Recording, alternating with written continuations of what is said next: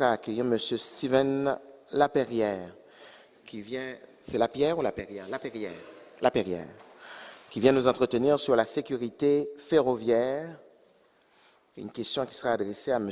le maire de Nicodère. M. Laperrière, bonsoir. Bonsoir, merci M. le Président. Bonsoir tout le monde. Félicitations à vous tous pour votre élection ou réélection, selon le cas. Mais bonne chance.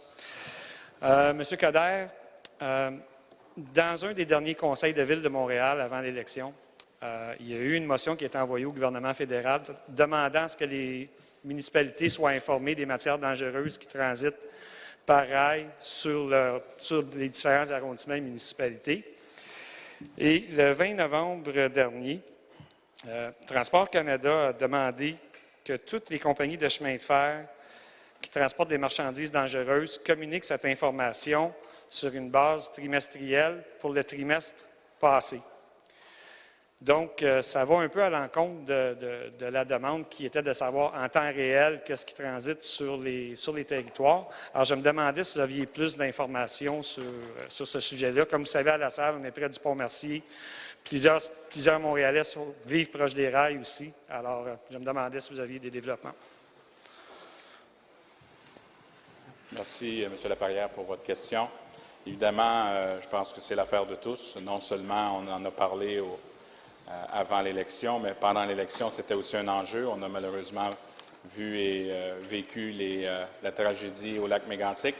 Et je pense que tout le monde demande effectivement qu'on puisse avoir de l'information, parce que pour avoir un bon plan d'urgence, ça prend une information pour savoir quelle marchandise qui est transportée. Déjà, au niveau des services d'incendie de Montréal, tout ce qui touche les sites fixes, on est prêt, il n'y a pas de problème. Il y a la réalité des sites mobiles, donc c'est vrai en termes de camionnage, mais c'est vrai aussi au niveau ferroviaire. Exact. Donc, la ministre Lisa Raitt a fait déjà cette annonce que vous avez mentionnée. J'ai déjà parlé avec le ministre Lebel et au premier ministre Harper lors de son passage à la Chambre de commerce. Je veux faire un voyage à Ottawa dans les prochaines semaines parce qu'il y a plusieurs dossiers et en priorité, ça va être cette question-là. Évidemment, on a fait un bout de chemin.